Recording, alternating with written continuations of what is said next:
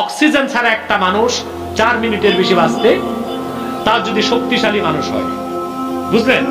আপনারা তো অনেকটা কাহিল মানুষ, ডাল ভাতে ভাঙ্গাতে, ঠিক কিনা? আপনারা 2.5-3 মিনিট বাঁচেন কিনা সন্দেহ আছে। এটা আবার কারো নাকে টিপ দিয়ে দেখবেন না কয় মিনিট বাঁচছে, তাহলে আমি আবার হুকুমের আসামি হয়ে যাই। অক্সিজেন সবচেয়ে বেশি দরকার না?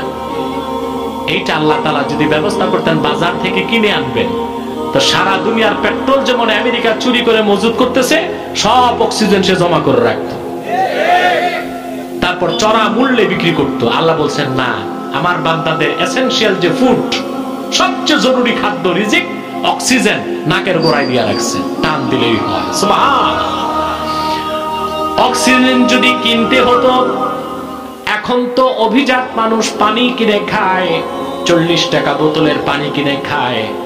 সারাদিন যদি অক্সিজেন আপনার নাকে থাকে, প্রায় 2300 টাকার অক্সিজেন লাগে। কত টাকা? তাহলে হিসাব করেন, আল্লাহ যদি টাকা নিতেন বা অক্সিজেন বাজার থেকে কিনতে হতো, কত লাখ টাকার অক্সিজেন প্রতি মাসে যেত। তার মানে তিনি রব, অস্তিত্বহীনকে তিনি অস্তিত্ব দান করেছেন ধাপে ধাপে, ক্রমে ক্রমে। তারপর তার লালন পালনের ব্যবস্থা করেছেন, তার সংরক্ষণের ব্যবস্থা করেন। সুবহানাল্লাহ বলবেন না? এই কাজ যিনি করেন তাকে বলা হয়, জোরে বলেন কি? রব। সেজন্য আল্লাহ তাআলা ইয়া আইয়ুহান নাস উবুদুল্লাহ বলেন নাই, বান্দা যেন তার স্রষ্টা রবকে সহজে চিনতে পারে, সেজন্য আল্লাহ তাআলা বলেছেন ইয়া আইয়ুহান নাস উবুদু রাব্বাকুম, হে মানব জাতি, তোমরা তোমাদের রবের ইবাদত করো। বুঝতে পারছেন? আসেন এবার শেষ দিক চলে গেলাম। এখন আল্লাহর ইবাদত করবেন, কথা বলেন। রবের ইবাদত করবেন, কিভাবে করবেন? ইবাদত তো বুঝেন না। ইবাদত আপনারা বুঝেন শুধু নামাজ, রোজা, হজ, যাকাত, এতটুকু ইবাদত। আমি বিশ্ববরেণ্য 3 জন মুফাসসিরের সংজ্ঞা দিব, শুনবেন? বেশি টাইম না, 3 মিনিটে 3টা সংজ্ঞা বলবো। বিশ্ববরেণ্য মুফাসসির কাজী বাইজাবি ইবাদতের ব্যাখ্যা লিখেছেন, ইবাদত শব্দটার উৎপত্তি তরিকুল মাবাদ থেকে। তরিকুল মাবাদ বলা হয় যে পথ সরকার বানায় না, মানুষ বানায় না। মানুষ যখন খেত খামারে হাঁটে, মানুষের পায়ের আঘাতে যে পথ তৈরি হয়, গ্রামের পথ, মেঠো পথ, তাকে বলা হয় তরিকুল মাবাদ। সেই তরিকুল মাবাদ থেকে ইবাদত। তার মানে বান্দা রবের কাছে তাকে এতটা তুচ্ছ করে দিবে, আল্লাহর ইবাদত, আল্লাহর বন্দেগী, আনুগত্যের ক্ষেত্রে বান্দা তার অস্তিত্বের কল্পনাও করবে না। দ্বিতীয় সংজ্ঞা দিয়েছেন বিশ্ববরেণ্য মুফাসসির ইমাম বাগাবী মাআলিমুত তানজিলে। তিনি বলেন, ইবাদত অর্থ আল ইতাআতু মা'আজ জিল্লাতি ওয়াল খুদু, একনিষ্ঠ চিত্তে আল্লাহ তার রাসূলের হুকুমের সামনে মাথা নত করে দেওয়া। সুবহানাল্লাহ বলবেন? তার নাম কি? ইবাদত। বিশ্ববরেণ্য মুফাসসির ইমাম সুয়ুতী তাফসীর লিখেছেন, ইবাদত হচ্ছে ইমতিসালুল আওয়ামির ওয়া ইজতিনাবুন নাওয়াহি, কোরআন হাদিসের সব হুকুম মানা, সব নিষেধ ছাড়া, তার নাম ইবাদত। তাহলে কি শুধু নামাজ রোজার নাম ইবাদত? কথা বলেন। কোরআন হাদিসের সব হুকুম মানা, সব নিষেধ ছাড়া, তার নাম কি? তার মানে আপনি নামাজ পড়বেন আবার সুদ খাবেন, নামাজ পড়বেন বিচার আচারে যে ঘুষ খাবে, এটা হয় বাংলাদেশে, হয় কিনা? বাদী দুর্বল, বিবাদী সত্য। তখন যে এলাকার মোড়লকে নিয়ে চাইনিজ খাওয়ায়, চাইনিজ খাওয়ার পর মোড়ল সাহেবের আঙ্গুলই বিবাদীর দিকে যায়, ঠিক কিনা? কিন্তু নামাজ পড়তেছে, নামাজ পড়তে পড়তে মাশাআল্লাহ দাগ ফালাই দিছে কপালে, ঠিক কিনা? কিন্তু শুধু খায়, এইটা ইবাদত নয়। ইবাদত হচ্ছে হুকুম মানা, নিষেধ ছাড়া। এখন এই হুকুম মানবেন কোন কোন ক্ষেত্রে, নিষেধ ছাড়বেন কোন কোন ক্ষেত্রে? শুধু মসজিদ মাদ্রাসায় এসে কোরআন হাদিসের হুকুম মানবেন, নিষেধ ছাড়বেন না জীবনের সকল ক্ষেত্রে? আপনি একদিকে নামাজ রোজা করবেন, আরেকদিকে তাগুতের তন্ত্র মন্ত্র মানবেন, এটা ইবাদত বলে গণ্য হবে? হবে? এবার আসেন, আল্লাহকে রব হিসেবে যদি মানতে চান,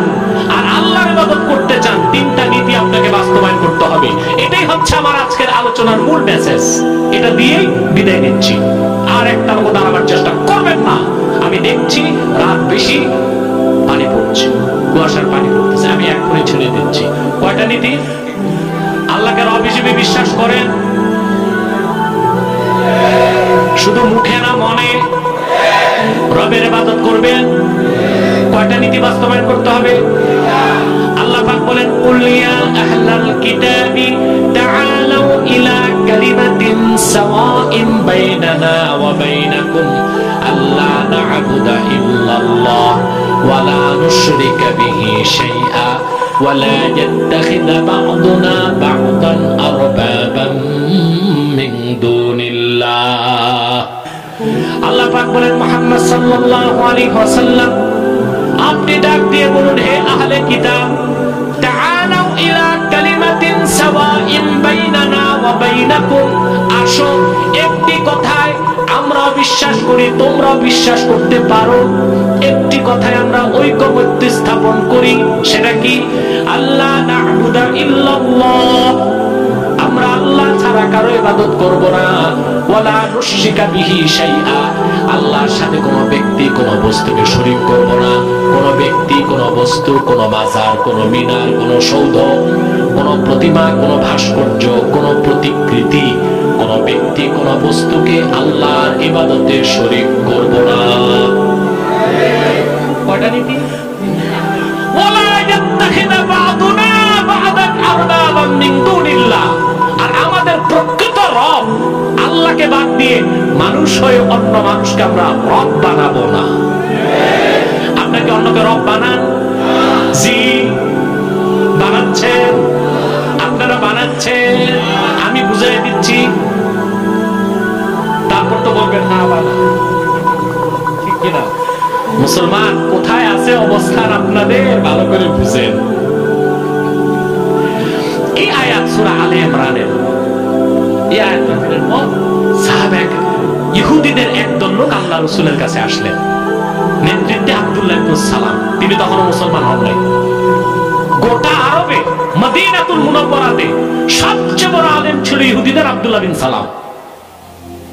হাদিসে এসেছে মুস্তাদরাক আলা সাহিহাইনে, আব্দুল্লাহ ইবনে সালাম এসে বলেন, ইয়া রাসূলুল্লাহ সাল্লাল্লাহু আলাইহি সাল্লাম, আমরা ইহুদিদের একটা প্রশ্ন, আল্লাহ আমাদের কি তিরস্কার করলেন আমরা মানুষে মানুষকে রব বানাই, আমরা তো আল্লাহকেই রব মানি।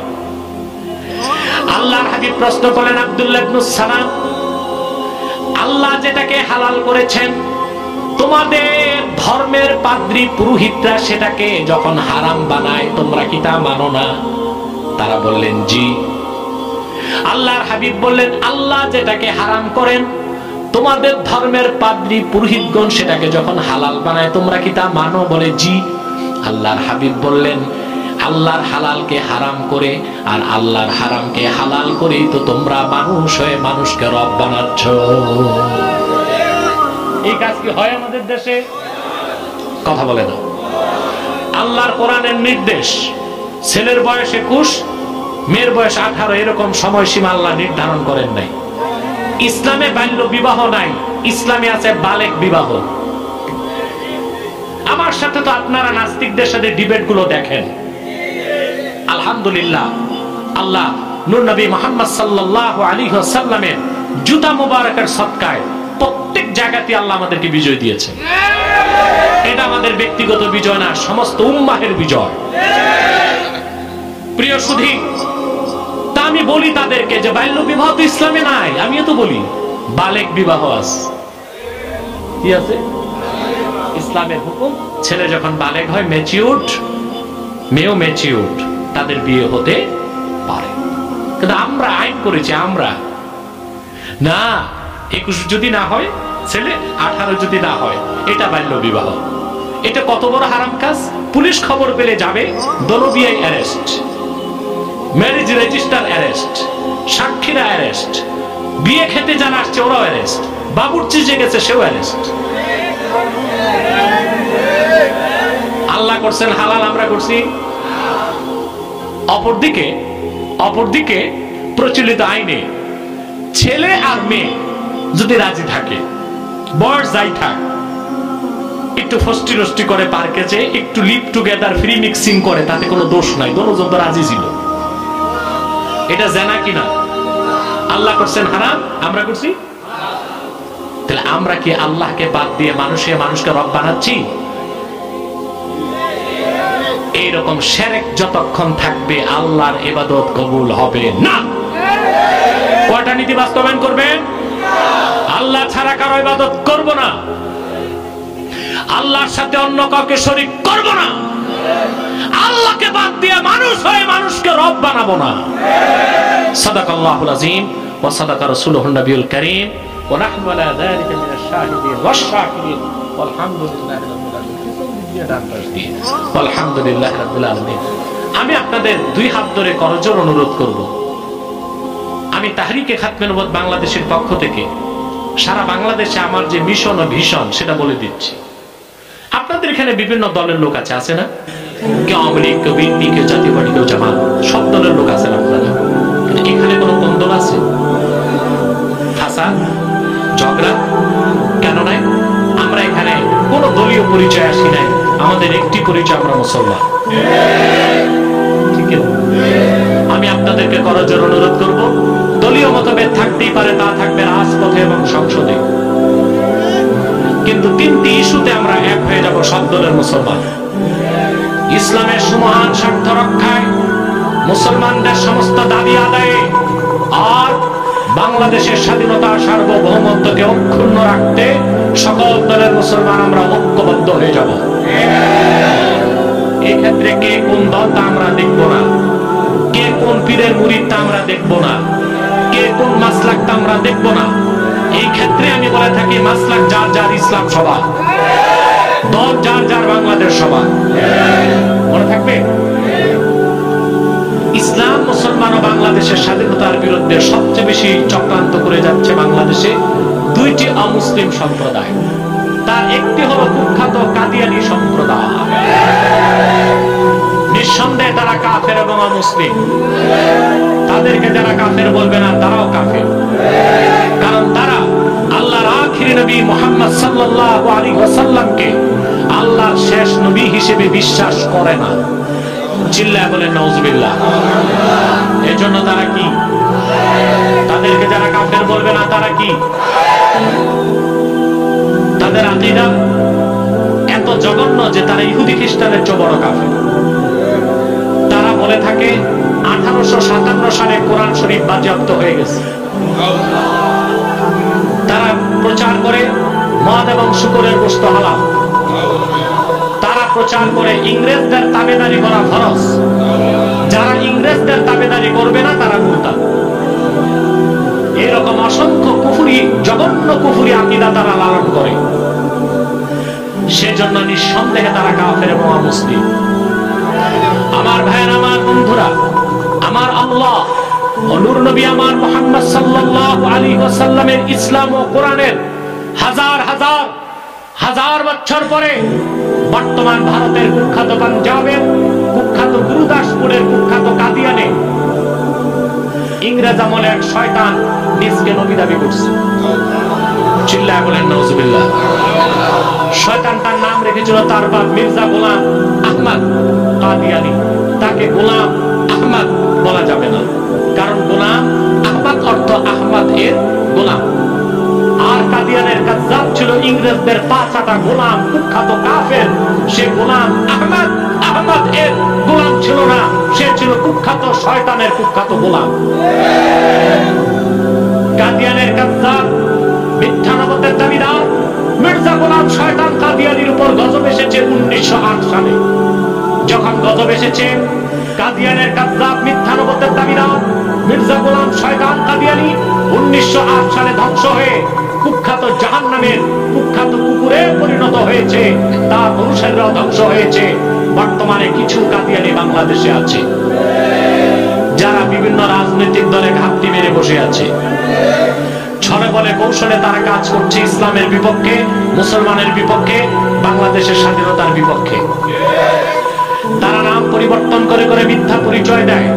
কখনো নিজেদের পরিচয় দেয় আহমদি জামাত, কখনো বলে আহমদিয়া জামাত, কখনো বলে আহমদি সম্প্রদায়, কখনো বলে আহমদিয়া আহমদিয়া সম্প্রদায়, কখনো বলে আহমদি মুসলিম জামাত, কখনো বলে আহমদিয়া মুসলিম জামাত। সাবধান, যত কাদিয়ানি ছিল আছে থাকবে, তারা কেউ আহমদি জামাত নয়, আহমদিয়া জামাত নয়, আহমদি সম্প্রদায় নয়, আহমদিয়া সম্প্রদায় নয়, আহমদি মুসলিম জামাত নয়, আহমদিয়া মুসলিম জামাত নয়। তারা শয়তানি জামাত, কুখ্যাত জাহান্নামের কুখ্যাত কুকুরের দল। আমাদের সকল দলের একটাই দাবি, অনতিবিলম্বে স্বাধীন বাংলায় শয়তান কাদিয়ানীদেরকে রাষ্ট্রীয়ভাবে অমুসলিম ঘোষণা করতেই হবে, করতেই হবে, করতেই হবে। এই দাবি আদায়ে তাহরিকে খাতমে নবুয়ত বাংলাদেশের ব্যানারে যদি জানমাল দেওয়ার ডাক আসে, কারা কারা প্রস্তুত আছেন হাত তুলে দেখা।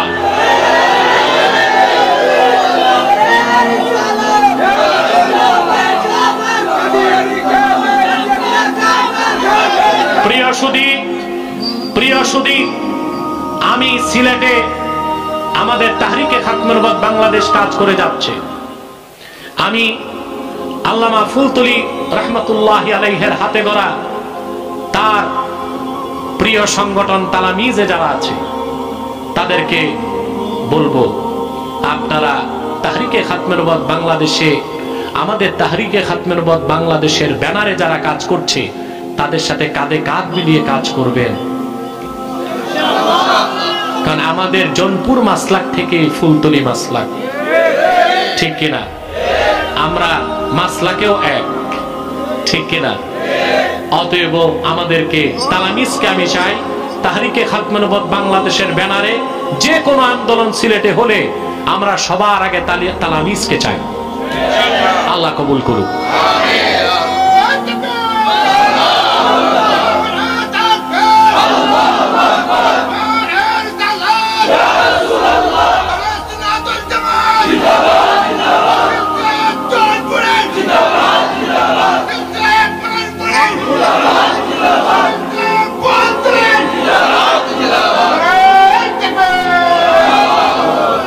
আল্লাহ কবুল করুন, আল্লাহ মঞ্জুর করুন, বলুন আল্লাহুম্মা আমিন। প্রিয় সুধী, এবং আমাদের তাহরিকে খাতমে নবুয়তের ব্যানারে যে কোনো মাসলাকের লোক কাজ করতে পারবেন, যে কোনো রাজনৈতিক দলের লোকও কাজ করতে পারবেন। কথা বুঝতে পারছেন? আল্লাহ কবুল করুন। এখানে মৌলভীবাজারের দায়িত্বশীলরা আছে, স্বামী তারা আসছে, আমার সিলেট মহানগরের দায়িত্বে আছে আমার সেনাদন্য পাইলট উজ্জ্বল, সেও এসেছে অনেক কষ্ট করে।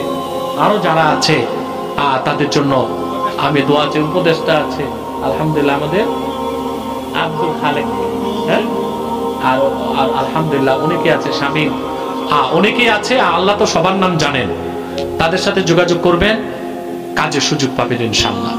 আর মনে রাখবেন, কুখ্যাত কাফের কাদিয়ানীদেরকে অর্থনৈতিক সহযোগিতা করবেন না। করেন আপনারা? করেন। প্রাণ কোম্পানির জিনিস তাদের, সেজান কোম্পানির জুস তাদের, আর এফএল এর পণ্য তাদের, প্রথম আলো, ডেইলি স্টার, কালের কণ্ঠ, এগুলো তাদের। এগুলো ধরবেন না, কিনবেন না, বেচবেন না, মনে থাকবে। আরেকটি অমুসলিম সম্প্রদায় ইসলাম, মুসলমান ও বাংলাদেশের স্বাধীনতার বিরুদ্ধে কাজ করে যাচ্ছে, এটার নাম ইসাই তরিকা। এটা খ্রিস্টানদের একটা ছদ্মনাম, বাংলাদেশে কাজ করছে ইসাই তরিকা নামে। তারা মানুষকে সদস্য বানায়, তারপর বলে তুমি মুসলমান, তবে তুমি ঈসার উম্মত মুসলমান। ঈসার উম্মত মুসলমান না খ্রিস্টান? বর্তমানে তাদের সংখ্যা বাংলাদেশে 9.5 লক্ষ পার হয়েছে। আপনারা বেখবর ঘুমায় আছেন আর তারা কাজ করে যাচ্ছে। আমাদের ওলামায়ে কেরামকে বলবো, ঈসাই তরিকার ব্যাপারে যদি ধারণা চান, আমরা যথেষ্ট তথ্য উপাত্ত আপনাদেরকে দিব। আপনারাও এই ঈসাই তরিকা, খ্রিস্টানদের এই নব্য দল, তাদের ব্যাপারে একটু সোচ্চার হবেন, পারবেন ইনশাআল্লাহ। আরেকটি ফেরকার কথা না বললে নয়, এটা হচ্ছে হিজবুত তাওহীদ। এটাও ঢুকতেছে, এটা একটা বড় ধরনের বাতিল ফেরকা, একটা কাফের ফেরকা। এরা বলে যে দাজ্জাল বলতে কোনো কিছু নাই, ইমাম মাহদি বলতে কেউ আসবে না, ঈসা বহু আগে মরে গেছে, 2500 বছর আগে, আকাশ থেকে নামবে না। তারা বলে নামাজ হচ্ছে ব্যায়াম, ওযু থাকলেও পারে, না থাকলেও পারে। তারা বলে মহিলাদের পর্দার কোনো প্রয়োজন নাই, বর্তমানে দরকার নাই, ফ্রি মিক্সিং হতে পারে মহিলাদের মধ্যে, আর যদি ছেলে মেয়ে রাজি হয় বিয়ের দরকার নাই, ফিজিক্যাল রিলেশন হতে পারে। এভাবে সবচেয়ে বেশি তারা স্বীকার করতেছে আমাদের যুব সমাজকে। এই হিজবুত তাওহীদ তাদের ব্যাপারে সোচ্চার থাকবেন, পারবেন ইনশাআল্লাহ? আসলে এবার মোনাজাত করি 2-3টা প্রশ্নের উত্তর দিয়ে, ঠিক আছে? আপনার 11 বার ইস্তেগফার পড়েন, 3 বার সূরা ইখলাস পড়েন, আর যারা দাঁড়িয়ে আছেন বসে যান।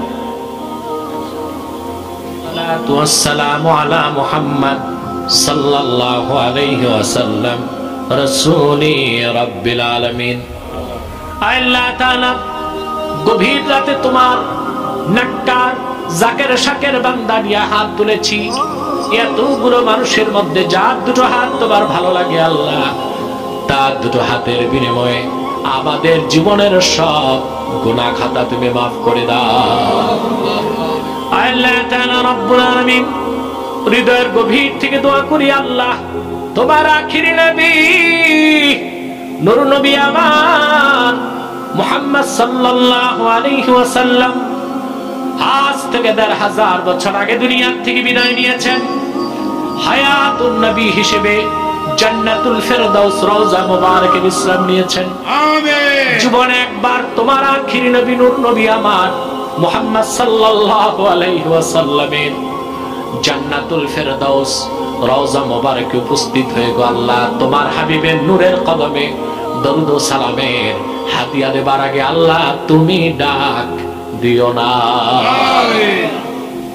আল্লাহ তাআলা একবার বা একাধিকবার যারা সোনার মদিনায় নূরের মদিনায় যেতে পেরেছি আল্লাহ, জীবনে বারবার তোমার আখিরি নবী নূর নবী আমার মুহাম্মদ সাল্লাল্লাহু আলাইহি ওয়াসাল্লামের নূরের শহর মদিনাতুল মুনাওয়ারা জিয়ারতের জন্য আল্লাহ তাদের কপালখানা তুমি খুলিয়া দাও।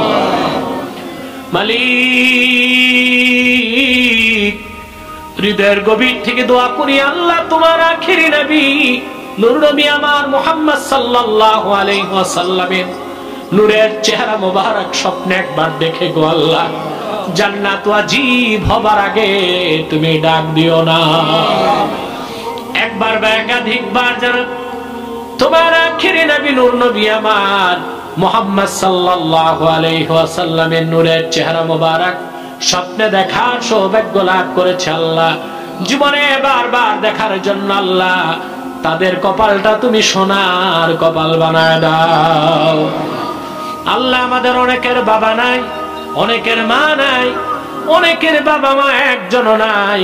যত মানুষের বাবা মা দুনিয়া থেকে বিদায় নিয়ে অন্ধকার কবরে চলে গেছে আল্লাহ, সকল মুসলমান বাবা মার কবরকে তুমি জান্নাতের বাগান বানায় দাও। আল্লাহ দক্ষিণ বারন্তি যুব সমাজ অক্লান্ত পরিশ্রম করে আজকের মাহফিলটা করেছে মাহবুব, ধন দিয়ে যারা সহযোগিতা করেছে, মন দিয়ে আইনি সহযোগিতা যারা করেছে, আর প্রবাস থেকে টাকা পাঠিয়েছে, সকলের ধনমানকে কবুল করে আল্লাহ আজকের মাহফিলটা তুমি নাজাতের জারিয়া বানায় দাও। মালিক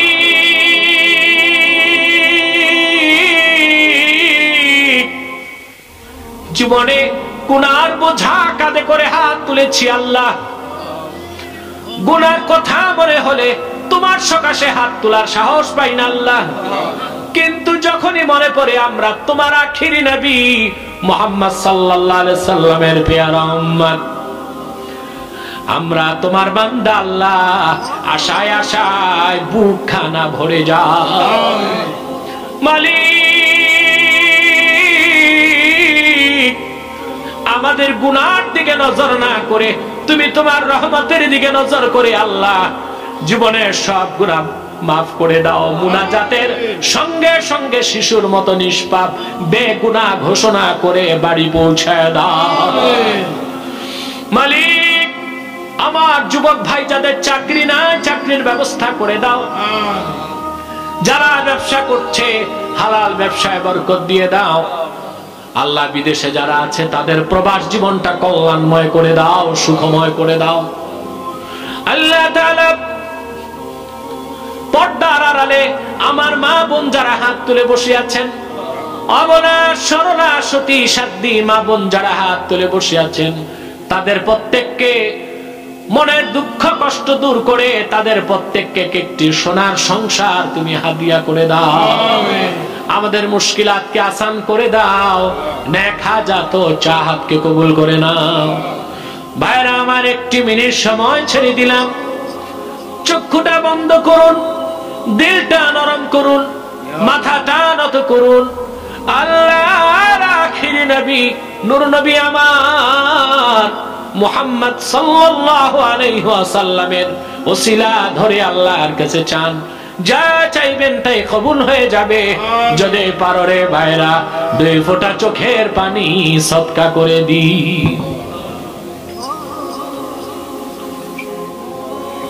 ভাই সব, গভীর রাত, জীবনে সুযোগ না আসতে পারে। কত গুনাহ করছেন, আল্লাহর কাছে একটু মাফ চান, স্মরণ করেন।